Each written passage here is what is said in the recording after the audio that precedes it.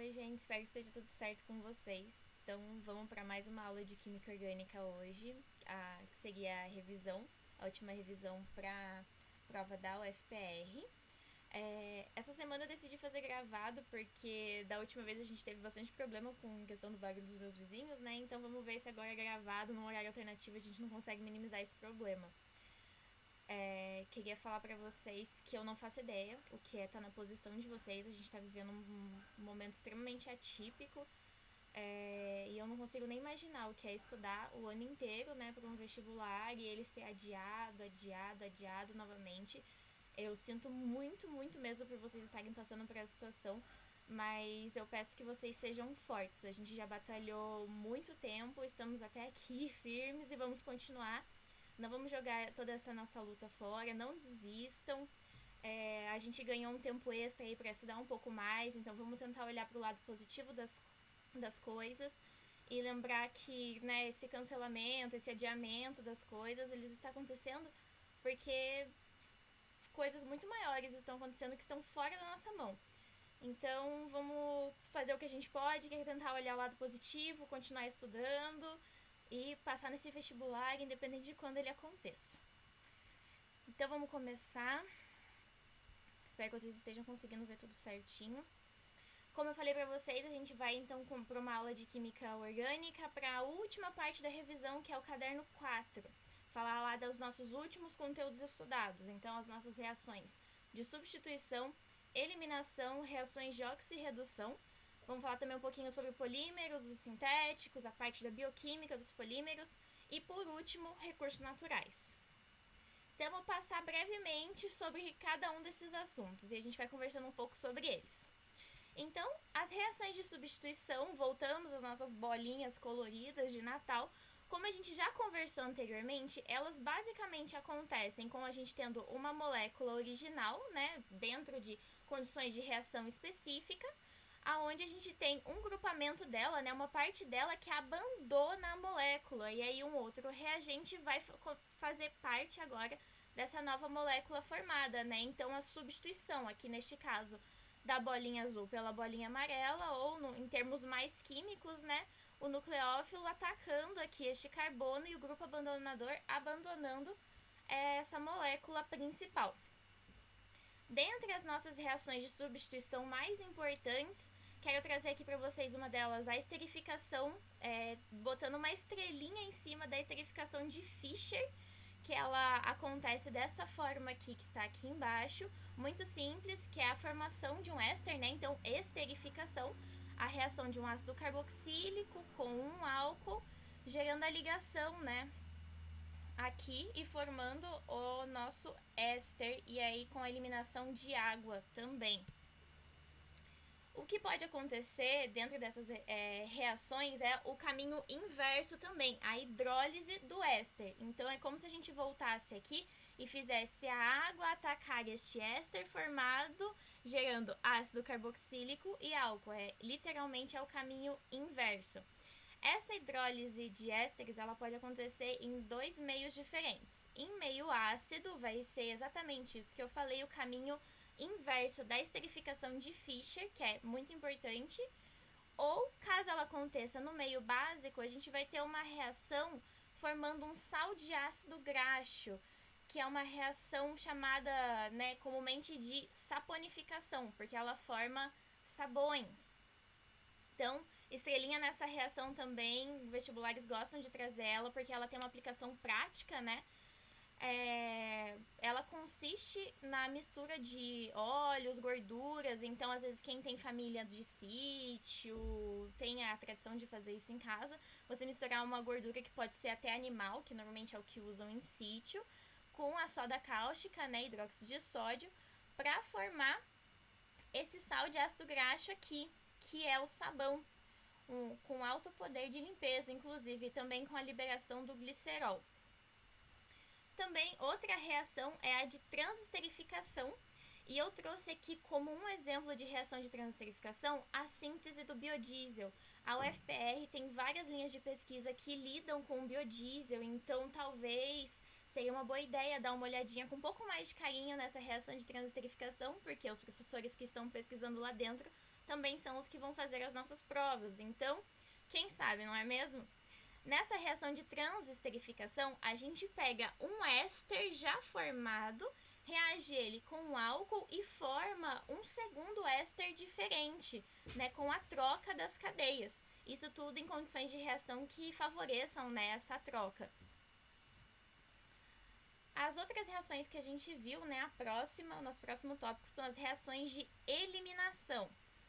Então, as nossas bolinhas coloridas aqui de uma forma um pouco diferente, a gente vai ter uma cadeia principal com outros ligantes, e esses ligantes, por conta das condições de reação, eles vão decidir se juntar e sair da molécula, né, abandonar a molécula, sendo eliminados. Por conta disso, reação de eliminação.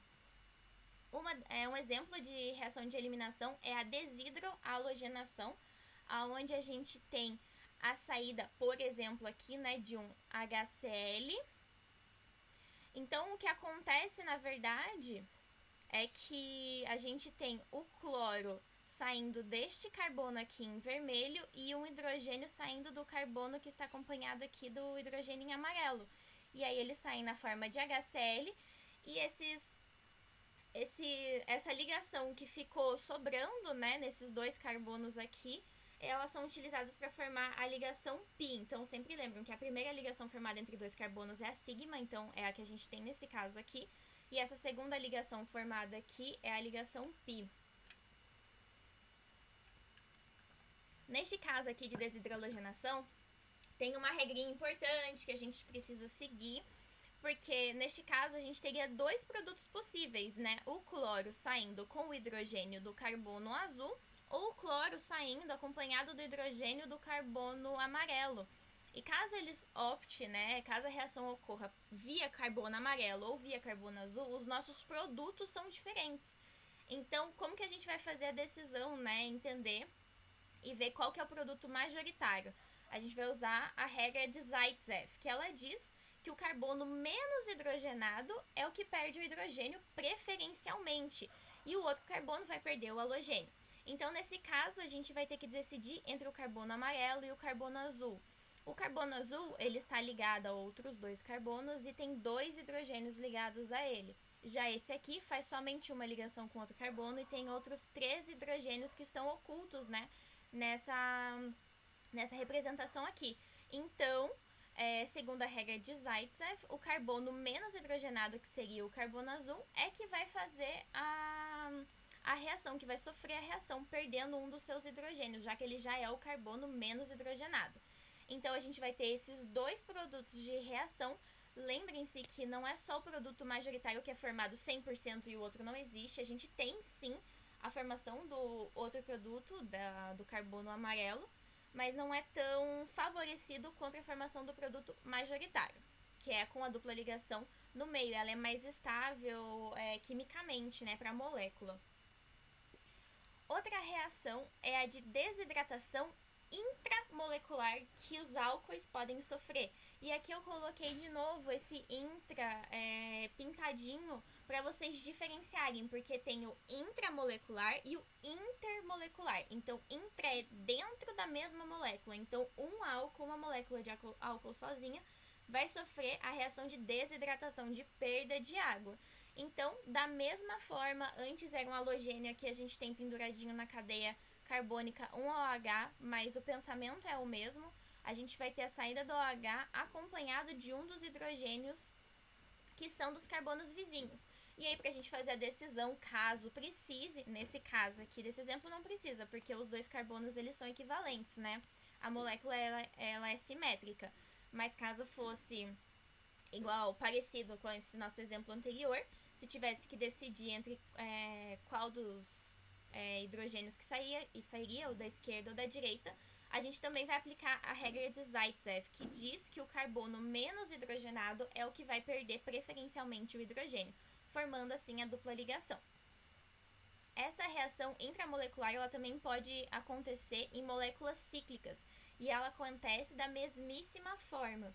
Às vezes pode ficar um pouco mais complicadinho da gente entender, ver qual que é o carbono menos hidrogenado, mas é o que eu sempre falo para vocês, tenham paciência, sejam organizados, Se precisar, desenha de novo a molécula mostrando todos os átomos para não perder esse tipo de questão por besteirinha. Porque o básico a gente já sabe, e o produto majoritário a ser formado seria este primeiro aqui, né? Com a saída do hidrogênio deste carbono aqui, o último hidrogênio que ele teria ligado a ele. Já existe um outro tipo de desidratação que é intermolecular, então ela acontece entre moléculas de álcoois diferentes, né? Moléculas diferentes, mas do mesmo álcool nesse caso. Então, um OH de um álcool vai reagir somente com o hidrogênio de uma outra molécula de álcool. E aí a gente vai ter a formação de um éter e a liberação de água. O pensamento é muito parecido, a diferença é que a gente vai ter duas moléculas reagindo entre si para fazer essa reação. Eu coloquei ela 2 vezes aqui, não sei porquê. Outra função química que pode sofrer essa reação de desidratação são os ácidos carboxílicos. E, de novo, o pensamento é muito parecido, é uma desidratação, então ocorre a perda de água, a saída da molécula de água no final. Então, um OH de um lado sai com o hidrogênio do outro e é formada uma nova ligação. A diferença é que aqui a gente tem a síntese de um anidrido. Então, talvez, assim, até para quem vai fazer a segunda fase de química, talvez essa seja uma reação para dar uma tensãozinha a mais. Porque os anidridos, eles são muito versáteis e importantes na parte de síntese industrial, síntese química. Eles são muito utilizados, muito eficientes, assim. Então, talvez, né, seja um assunto que possa cair no vestibular, mas eu acredito que mais para a segunda fase do que para a primeira. Mas é bom sempre dar mais uma olhadinha, né? O nosso terceiro tipo de reação que a gente vai ver nessa revisão aqui são as reações de oxirredução. Então, onde a gente tem a alteração do NOx, né, do carbono que está sofrendo a reação. O primeiro tipo é a oxidação branda, que eu trouxe aqui a reação da oxidação branda de um alceno, que vai estar em uma solução aquosa de KMnO4, né, básica, e vai sofrer a reação de oxidação. Então, duas novas grupamentos de OH vão entrar nessa molécula. Ele vai sofrer a oxidação nos dois pontinhos, né, nas duas pontos de reatividade dele, né, porque essa dupla ligação ela vai quebrar de novo, não a sigma, a ligação pi, e a gente vai ter dois pontos aqui de reatividade. É aqui que vai entrar os nossos dois novos OH. Já essa oxidação, ela pode ser feita também de uma forma energética, em meio ácido. O que significa é que essa oxidação ela vai acontecer de uma forma mais forte. Então, ao invés de só adicionar agrupamentos a uma cadeia carbônica, a gente vai ter a ruptura, a quebra dessa cadeia carbônica que vai ter ali a dupla ligação para ser oxidada.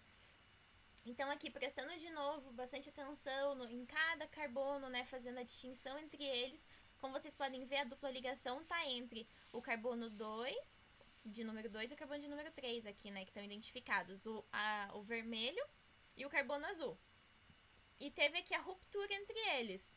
Um deles formando uma cetona, porque ele é um carbono que está entre outros dois carbonos, certo? Um carbono secundário.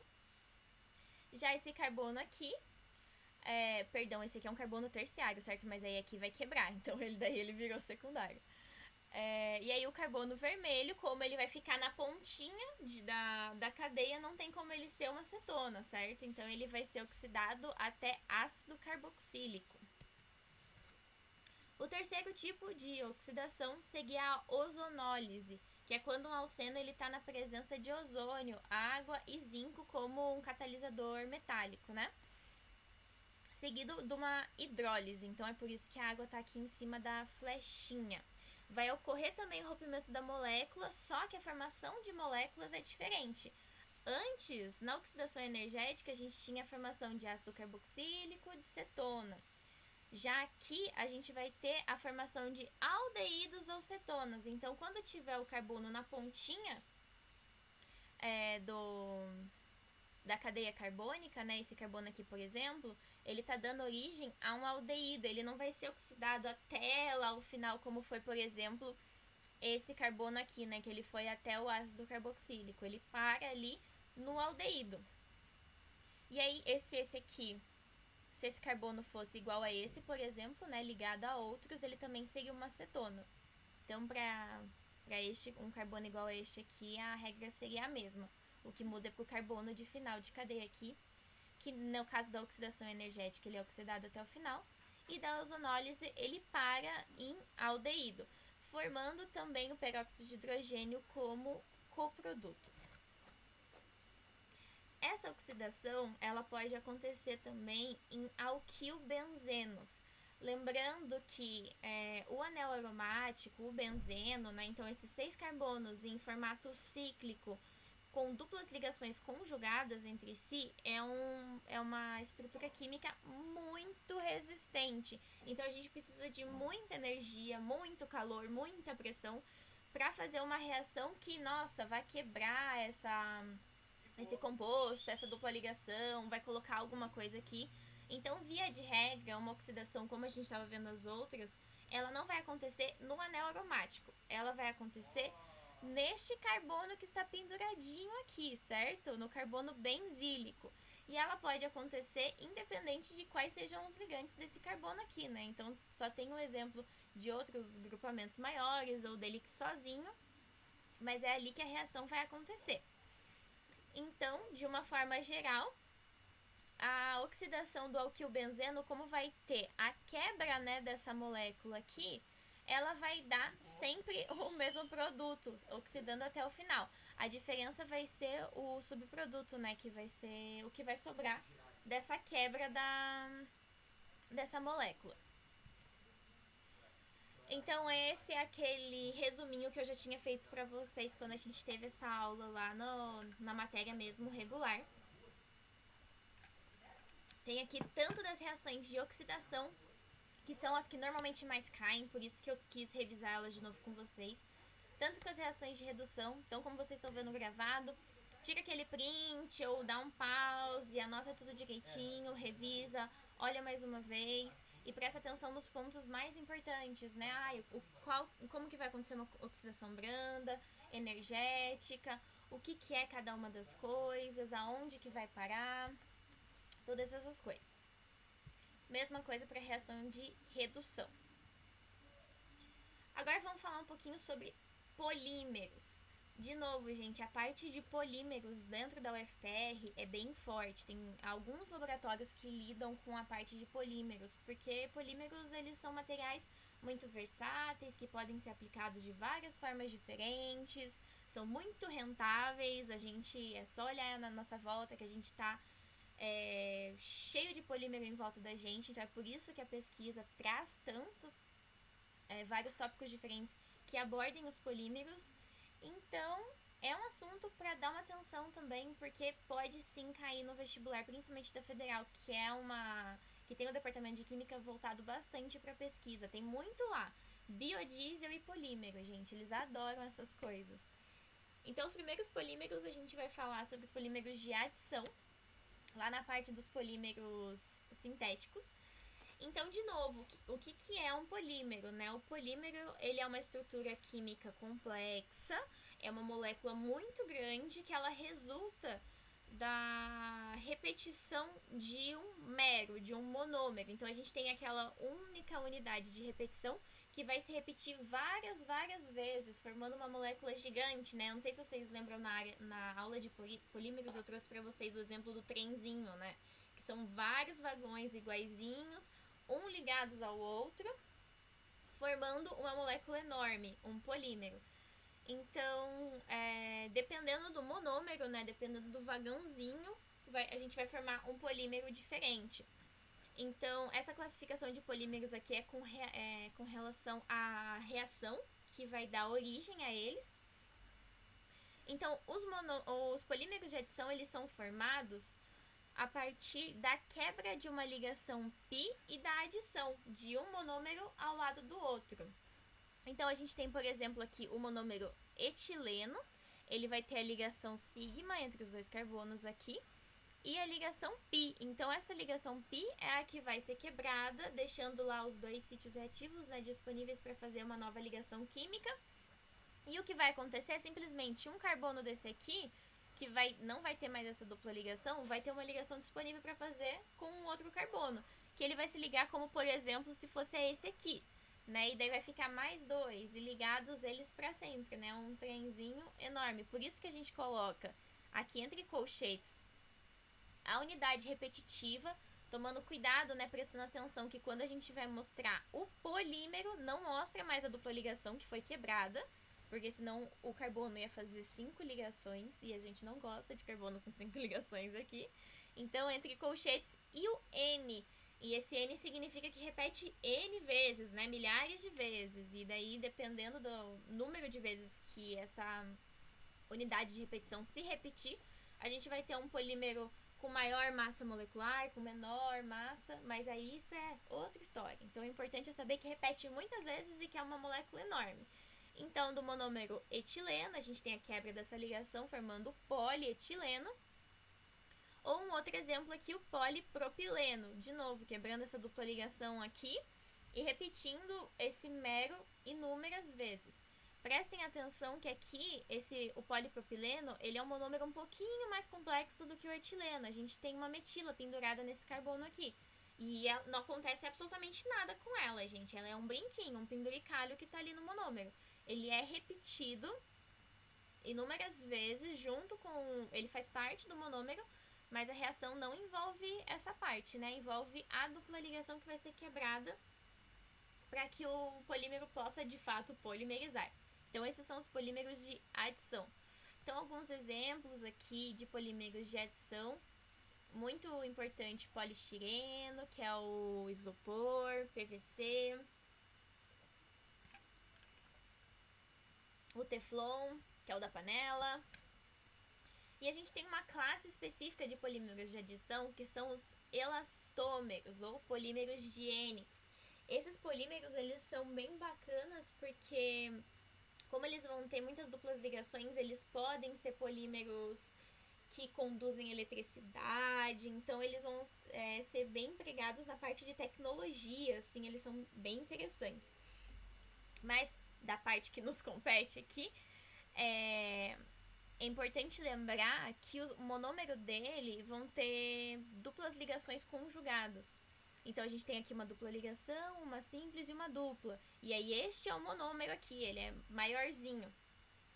E quando está acontecendo o processo de polimerização, essas duplas ligações vão ser quebradas e aí esses elétrons eles vão se rearranjar para ficarem da forma mais estável possível para a formação desse polímero, dessa molécula. E aí, no final das contas, o que acontece é que, como não tem como usar essa dupla ligação e essa dupla ligação ao mesmo tempo para polimerizar, né, e ficar totalmente sem dupla ligação, porque não faria sentido, um desses pares de elétrons ele vai ser redirecionado aqui para os carbonos do centro, porque é muito mais estável, porque ele vai ser estabilizado, né, pelos outros carbonos que estão em volta.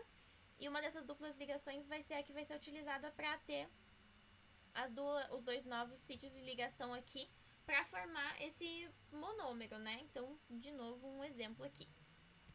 E esse aqui é de uma borracha sintética, né? Também trouxe o exemplo da borracha natural, que é um elastômero, né, com a dupla ligação conjugada. De novo, prestem atenção que tem aqui, ó, a metila penduradinha ali no carbono, que vai participar da reação e tal, mas, gente, é a parte do monômero. Só copia e presta atenção nas duplas ligações, no que está acontecendo no processo de polimerização. O resto que está pendurado aqui, às vezes os monômeros podem ser complexos, e a gente pode ficar, às vezes, meio confuso. Mas tentem racionalizar o processo e entender ele, porque a regra vai ser sempre a mesma, né? Tudo que tiver pendurado ali no monômero, você só vai copiando para formar o polímero final. E aí, dentro desse assunto de polímeros, uma coisa muito bacana que a gente pode falar é sobre a vulcanização da borracha. Então, a gente tem o polímero da borracha natural, né? Como ele tendo essa estrutura química, né? Aqui são duas cadeias separadas, né? Então, tem uma cadeia aqui, um polímero aqui em cima, né? E uma cadeia polimérica aqui embaixo também. E a borracha natural, ela tem a característica de ser termoplástica. O que significa o polímero ser termoplástico? Significa que quando ele é aquecido, ele pode deformar, ele derrete. Então, quem nunca encostou o cabinho da colher ali na panela, né? Tava fazendo aquele brigadeiro e o cabinho da colher derreteu. É porque esse cabinho da colher é formado por um polímero termoplástico, que ao ser aquecido, ele se torna flexível e a gente pode mudar a estrutura dele. Isso não é de todo ruim. No cabinho da colher não é muito agradável, mas acontece. Mas para alguns polímeros é realmente útil que a gente possa derreter eles e mudar a forma deles. Já, por exemplo, o uso que a gente tem da borracha para colocar em pneu, por exemplo, imagina se você tá lá andando de carro, andando de ônibus, e aí com o atrito da borracha no asfalto, essa borracha esquenta e o pneu derrete, assim, tranquilo, de boa, o seu pneu derreteu. Não ia ser uma situação muito bacana, né? Então, a borracha natural, ela passa pelo processo de vulcanização, que é uma reação química na presença de enxofre, que vai formar essas ligações cruzadas entre cadeias poliméricas diferentes. Então, lembra que eu falei pra vocês, que tem aquela dupla ligação, que vai sobrar ali no meio do monômero, só copia ela? Nesse caso da vulcanização da borracha, essa dupla ligação que ficou ali de boas, esquecidas ali no meio da cadeia polimérica, é ela que vai ser utilizada para a formação de ligações cruzadas entre cadeias de polímeros diferentes. E ao invés agora da gente tentem imaginar, por exemplo, na cabeça de vocês, o polímero termoplástico é como se a gente tivesse vários fiozinhos de macarrão ali, o macarrão cozido, né? Tudo misturadinho, noveladinho, mas um fio de espaguete é independente do outro. Já quando a gente faz essa reação com o enxofre, com a borracha, a gente forma ligações cruzadas entre essas cadeias poliméricas que antes eram separadas. Então, ao invés de ter algo mais parecido com aquele macarrão, espaguete, né, um separadinho do outro, a gente passa a ter uma rede polimérica. E aí essa rede, ela vai ter um comportamento termorrígido. Então, você pode esquentar ele à vontade, ele não vai derreter. E em alguns casos, para alguns polímeros, isso é extremamente importante, como por exemplo para a borracha do ônibus, do pneu do ônibus, do pneu do carro, que pode esquentar e aquele polímero, aquela borracha não vai derreter. Outro tipo de polímero, então a gente estava falando sobre polímeros de adição, né? Quebra de duplas ligações para a formação para polimerização. Outra forma de obter um polímero é pela reação de condensação. E aí os polímeros que advêm de uma reação de condensação são chamados de polímeros de condensação. Uma nomenclatura simplificada, né? Então, como eu já falei, os polímeros de condensação eles vão ser da junção de monômeros com a formação de um produto de baixa massa molecular. Só uma forma diferente de dizer que vai rolar ali uma reação de condensação. Então, a gente vai juntar dois monômeros e vai formar um produto de baixa massa molecular, que vai ser o produto restante dessa reação de condensação. Aqui, por exemplo, a gente vai ter a formação da água, né? Com a reação do grupamento OH, da função álcool, de um monômero, com esse OH aqui desse ácido carboxílico, certo? Vai formando a água, como qualquer outra reação de condensação que a gente já viu sem envolver polímeros. E esse, por exemplo, é a reação de polimerização que obtém o PET, o polietileno tereftalato, que é um poliéster. E também, de novo, a nomenclatura dos polímeros é bem didática, assim, nesse sentido. Vai usar os conhecimentos de base de vocês. Poli de muitos, né? Então, polímero. E éster, porque a gente vai ter a função éster sendo formada aqui nesse monômero. Mais tranquilo, né? E aí, esse produto aqui de baixa massa molecular, ele vai variar dependendo dos monômeros que a gente vai ter nessa reação de polimerização. Então, aqui eu pintei só os átomos para ficar um pouco mais fácil, mas essa acho que é até mais tranquilo de entender, né, da onde vem as coisas, até porque a gente tem o anel benzênico que deixa bem diferente uma molécula da outra. Então, esse seria o monômero com a função éster aqui. Notem que se a gente juntar, né, essa pontinha com essa pontinha aqui, que é o que vai acontecer lá nos vagõezinhos dos trens, a gente tem a formação de uma nova função éster. E assim vai, formando o nosso polímero, muito longo. E outro polímero de condensação, que parte de um princípio muito parecido, com uma reação muito parecida com o que a gente viu do PET, é a reação do poliuretano, que forma lá o travesseiro da NASA, né? E aqueles revestimentos, que se eu não me engano são revestimento térmico. Eu sempre confundo se é térmico ou se é sonoro. Mas revestimento de parede dentro das casas. E por último, a gente não podia deixar de falar dos polímeros da parte bioquímica, né? Então, falar sobre os compostos que estão dentro das nossas células, que são também polímeros. Então, dentro dessa história de polímeros da parte da bioquímica, estamos falando das proteínas, dos carboidratos, dos lipídios e também do nosso material genético, né? Formado pela repetição lá dos nossos ácidos nucleicos. Então, primeiramente, falar sobre as proteínas. As proteínas, então, elas vão ser polímeros que a gente vai ter em vários lugares diferentes das nossas células, de plantas, com funções variadíssimas. Então, a gente vai ter proteína no sangue, transportando medicamento, transportando íon, e a gente vai ter algumas proteínas que são hormônios, proteínas que são enzimas. Nossa, eu poderia ficar para sempre falando aqui sobre aonde podem aparecer proteínas. Isso só no nosso corpo, né? Mas em todo lugar existem proteínas de formas diferentes. Então, é um copolímero natural de condensação. Então, de novo, por condensação, quando ele é formado, tem a liberação daquele produto de baixa massa molecular, né? E o monômero dele, então a sua unidade de repetição, é o aminoácido. Então o aminoácido seria só o vagãozinho e o trem inteiro é a proteína, né? O polímero grande. E o que vai variar entre um aminoácido e outro é a cadeia lateral, é esse R aqui. Já o resto é tudo constante. E é importante também lembrar que esse aminoácido aqui, ele vai ter um comportamento ácido-base anfótero, né? Porque ele vai ter um ácido carboxílico de um ladinho dele e uma amina, então, que é básica, do outro lado dele. Então, daí que vem o caráter anfótero. E só para fazer a diferenciação, então, os aminoácidos são as unidades de repetição, os peptídeos são poucos aminoácidos juntos entre si, e a proteína é como se fosse um peptídeo, só que muito maior, né? É o polímero grandão. O outro polímero que a gente pode falar da parte da bioquímica são os carboidratos. A fórmula genérica dos carboidratos é o CXH2OY. Então, esse X e o Y seriam números de repetição que podem variar entre si.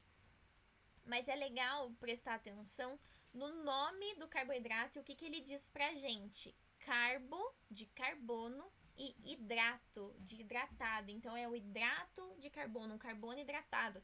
Isso vem exatamente da fórmula genérica dele, do carbono estando ligado a várias moléculas de água. Então, como a gente pode ver aqui, ó, tem muito OH, que não são necessariamente moléculas de água entre si, mas vocês entenderam a ideia, né? E as unidades básicas, então os monômeros de formação dos carboidratos, vão ser os monossacarídeos, como eu trouxe aqui, por exemplo, a frutose e a galactose. E a gente vai ter vários monossacarídeos diferentes. E eles podem sofrer ciclização, então às vezes a gente vai ver os monossacarídeos nessa forma aqui, né, de cadeia aberta, ou às vezes nessa representação aqui, que é da cadeia fechada, né, do ciclo. E aí, essa reação de ciclização, ela pode acontecer de duas formas diferentes, formando um anel de 1, 2, 3, 4, 5 átomos, ou aqui já de 6, né, ó, 1, 2, 3, 4, 5, 6, falando só dos átomos que estão dentro do ciclo mesmo, não dos penduricalhos, não dos grupamentos que estão para fora. Caso essa reação aconteça formando um anel de 5 unidades, a gente chama de furanose, né, do furano, porque tem 5 átomos. Já se essa reação formar um ciclo de 6 átomos, a gente vai chamar de piranose, por conta de fazer a comparação, né, com o anel pirano, que tem 6 átomos também. Os oligosacarídeos, da mesma forma, assim, fazendo um paralelo, né, com os peptídeos lá das proteínas, vão ser aqueles hidratos de carbonos que são formados com até 10 monossacarídeos, então são moléculas menores, como, por exemplo, a sacarose, que é o açúcar convencional, né, açúcar da cana. E a ligação que une um monossacarídeo a outro é a ligação glicosídica. Isso também é bacana saber.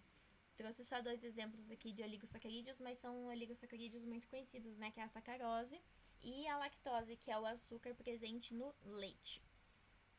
E os polissacarídeos vão ser os carboidratos poliméricos enormes, de massa molecular altíssima. Então, eles vão ter também a unidade de repetição sendo igualzinho dos outros, né? Os mesmos açúcares.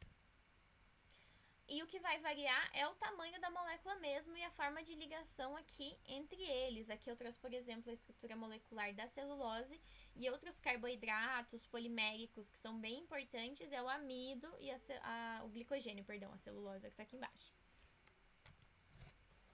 E por último, que eu vou conversar com vocês é sobre os lipídios. Então, os lipídios é um grupo bem grande e variado de gorduras, óleos, também ceras. Então, são moléculas que são apolares e a gente também tem elas presentes em vários lugares, tanto no corpo humano quanto em plantas, animais. E eles também vão ter várias funções diferentes. Então, eu trouxe aqui o exemplo dos fosfolipídios de membrana. Então, lá na bicamada da membrana da célula, que a gente tem lá para formar a membrana celular mesmo, a gente tem os fosfolipídios. Então, a parte de fósforo é a parte polar, que vai conversar com a água, né? E a parte lipídica é apolar. Lembra que é as perninhas do fosfolipídio, que é a parte apolar. E também esteroides fazem parte do grupo dos lipídios. Mas eu vou falar dos esteroides depois, que se eu não me engano eu coloquei um slide sobre isso. Para falar rapidinho com vocês, de novo, sobre a diferença, né, de óleos e gorduras. Eles vão ter estruturas químicas muito parecidas, mas o que vai dizer se uma gordura, né, se um lipídio vai ser líquido ou sólido à temperatura ambiente, vai ser a estrutura química dele. Então, assim, se a gente for pensar de uma forma microscópica mesmo, tentando fazer de conta que a gente está enxergando todos esses átomos. Se a gente tem uma cadeia carbônica aqui saturada, sem muitas duplas ou triplas ligações entre os carbonos, o que acontece é que essa cadeia fica extremamente linear. E aí a interação entre uma cadeia e outra é muito mais próxima. Então, essas cadeias vão ficar muito mais empacotadas. Então, existe uma tendência a esse lipídio ser sólido à temperatura ambiente. Lembra que quando a gente estudou lipídios, óleos, eu dei o exemplo para vocês daquele chocolatinho de bola de futebol, de guarda-chuvinha, que ele tem muita gordura saturada. E aí, por conta disso, mesmo com a gente colocando o chocolate na boca, na temperatura do corpo, que é uma temperatura alta, não é o suficiente para derreter parte dessa gordura que é saturada. Então, forma aquele filminho de gordura no céu da boca que a gente consegue sentir, que é da gordura saturada, que fica sólida mesmo à temperatura do corpo. Já quanto mais insaturações a gente for adicionando a essa cadeia carbônica aqui, mais essa cadeia carbônica vai ficar dobrada. Então, isso favorece com que tenha mais espaço entre uma molécula e outra. Então, existe uma tendência maior a ser um óleo, né? Ser líquido à temperatura ambiente e não ser sólido. E aqui eu falei pra vocês que eu sabia que tinha um slide com relação ao que eu falei aqui no início, dos esteroides, que eu trouxe aqui um exemplo da testosterona, do colesterol e do cortisol, que são 3 esteroides diferentes que a gente tem dentro do corpo humano. Como vocês podem ver, eles têm uma estrutura química mais ou menos parecida, com base no ciclopentanoperido-fenantreno, que são esses 4 anéis, que juntos, dessa forma específica, formam a base e a estrutura para vários esteroides diferentes. Então, se a gente for comparar, todos esses anéis, eles estão aqui na testosterona também. E aí a gente vai adicionar vários penduricalhos, coisas diferentes, duplas ligações, mas a base se mantém a mesma. E também são moléculas muito importantes para a biologia do corpo funcionar. Então, testosterona, colesterol, cortisol são... A testosterona e o cortisol são hormônios, e o colesterol, né, vai fazer toda a parte de transporte das gorduras, do sangue, um pezinho lá na biologia. Com relação a exercícios, essa aula, como tinha bastante coisa sobre reações químicas, eu quis conversar mesmo com vocês e não fazer exercícios, mas eu fiz uma lista de exercícios que eu vou deixar disponível para vocês lá no Drive. Caso alguém não consiga entrar, não tenha acesso, vocês têm o meu e-mail, entrem em contato comigo, nem que eu precise mandar um por um para vocês, eu mando, não tem problema. Resolvam a lista de exercícios. Eu dei uma olhada nos últimos vestibulares da UFPR, e aí eu selecionei para vocês os exercícios que mais estão dentro do que a gente conversou hoje. Então vão ter lá os exercícios, não são muitos, tranquilo para fazer, só para vocês darem uma olhada, conhecer um pouco melhor sobre o estilo de prova que eles fazem. A Federal tende a ser bem constante assim nesse estilo de prova. E também já vou mandar para vocês com o gabarito lá no finalzinho. E também, qualquer dúvida, que se quiserem conversar a respeito da prova, dos exercícios, qualquer coisa, eu tô 100% à disposição de vocês, tanto eu quanto o Machado. Vou falar por ele porque eu também tenho certeza que ele tá junto da gente nessa briga. E também queria deixar para vocês a indicação de uma amiga minha. Ela é estudante de Química lá na Federal do Paraná, então ela tem aula com as pessoas que estão fazendo esse vestibular que vocês vão prestar. E ela dá aula particular de Física, Química, e ela é muito boa, ela tem uma didática excelente. Então quem quiser, às vezes, conversar com ela para tirar uma dúvida, alguma coisa, falem que vocês ouviram por mim, que são meus alunos, quem sabe ela não faz um precinho diferenciado para vocês. Ela é realmente muito legal. Mas também, gente, contem comigo, porque eu tô online pra ajudar vocês nessa. Então, é isso. De novo, fica meu e-mail aí pra vocês. O que vocês precisarem, podem vir conversar comigo. Eu tô disponível. E, como eu falei pra vocês no início, né? Vamos ficar juntos, não desistam. É só mais um teste de força aí pra gente, mas a gente vai vencer. E eu quero muito ver vocês, estou ansiosíssima para ver vocês, calouros da UFPR. Isso vai acontecer, tenho certeza. Tchau, tchau, gente.